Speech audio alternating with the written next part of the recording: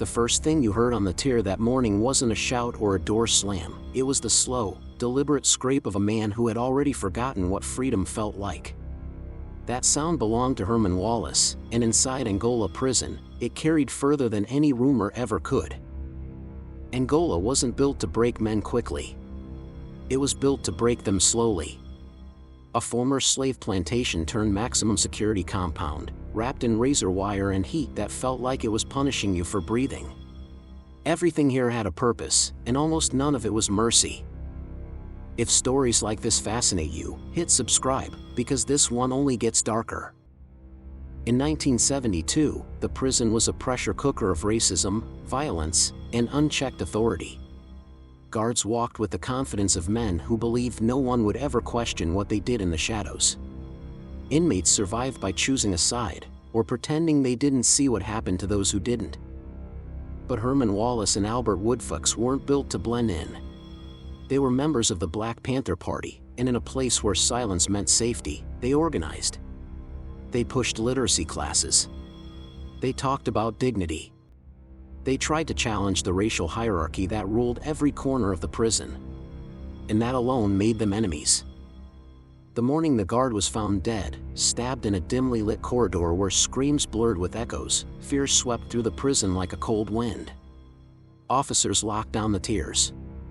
Names were shouted. Cells were searched.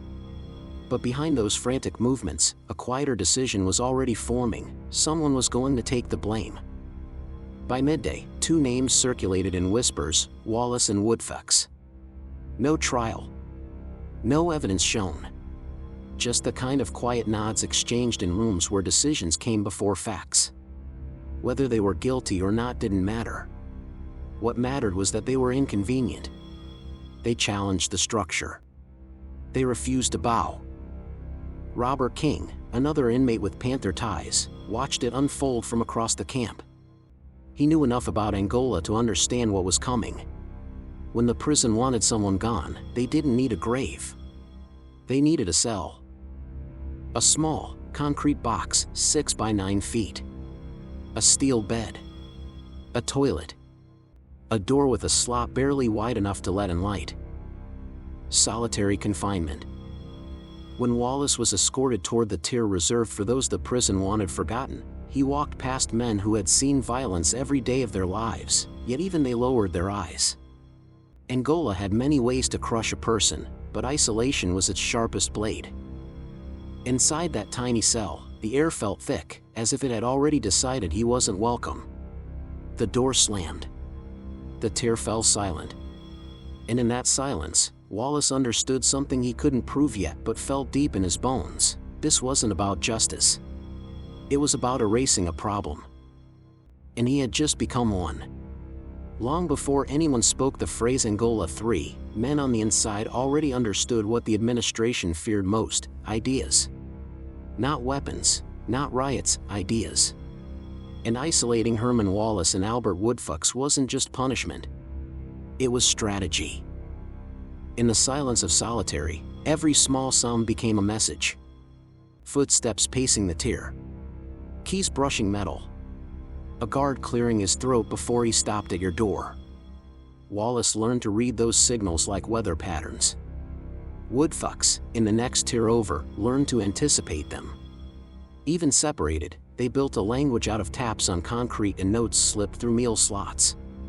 You break communication, you break resistance. But they refused to disappear. 8 seconds. A shift. Guards started rotating men known for hostility into the surrounding cells, men who didn't ask questions, men easy to manipulate. Some were promised favors. Some were simply told what to say.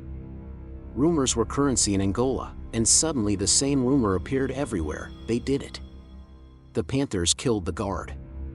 No evidence. No consistency. Just repetition until it sounded like memory.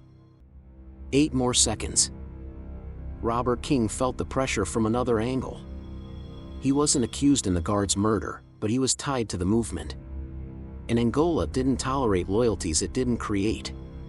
One night, a captain leaned into King's cell, the overhead bulb flickering behind him, casting half his face in shadow. "You're smart, King," the man said.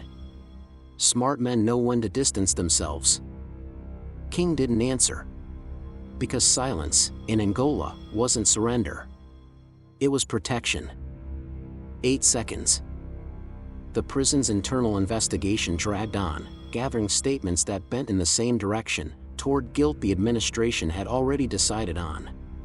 A snitch in the dorm claimed he saw Wallace. Another insisted Woodfix made a confession. Their stories contradicted each other, but inside Angola, contradiction wasn't a problem. It was an inconvenience, and inconvenient things could be ignored. Meanwhile, the psychological pressure mounted. Lights left on all night. Mail delayed or lost. Exercise time cut short. Each tactic designed to stretch the human mind until it thinned, then tore. But Wallace and Woodfix, alone yet connected, kept resisting through routine, through conversation with themselves, through refusing to let the prison decide who they were. 8 seconds. Then came the twist, the discovery that shifted everything. A long-buried disciplinary report surfaced, one that documented violent threats and racist behavior from inmates originally used as witnesses against them. Records that should have been presented in court. Records that contradicted the testimony used to justify decades of isolation. It wasn't proof of innocence. Not yet. But it was proof of something undeniable. The story Angola told the world wasn't the whole truth. And someone had worked hard to keep it that way. The truth didn't arrive in a single moment. It seeped in slowly, like light under a heavy door. For decades, Angola maintained its version of the story, insisting that Wallace, Woodfix, and King belonged in solitary. But outside those concrete walls, lawyers, activists, and journalists began piecing together the parts the prison never meant to be seen. Inside his cell, Albert Woodfix counted years by the sound of seasons changing, rain tapping the metal roof in winter, cicadas screaming through humid summers. 44 years is long enough for a man to forget his own reflection, but he never forgot the feeling of being watched, measured, controlled. Angola didn't just confine him, it studied him, waiting for him to break. Herman Wallace felt it too. His body weakened, but his resolve didn't. Even as illness crept in, he kept writing letters, tiny rebellions that pushed past the prison walls. Letters that told the world a different story than the one Angola tried to seal in darkness. Robert King carried the same weight, even though he walked out first. Free, but not done. His mission became exposing what had been done, not just to him, but to the other 2 men still locked in the shadows of solitary. King spoke in courtrooms, at rallies, to anyone willing to listen. He held up the truth like a lantern, and for the first time, people outside Angola saw the cracks. Those cracks widened. Appeals courts questioned the legitimacy of the original investigation. Judges pointed to racial bias, inconsistencies, missing evidence, and witnesses whose stories changed depending on who was in the room. What Angola framed as discipline began to look like retaliation, a quiet war on inmates who dared to challenge the system. And then came the moment that no one inside the prison could stop. In 2013, Herman Wallace's conviction was overturned. A judge declared his imprisonment unconstitutional, a violation of every principle the justice system claimed to uphold.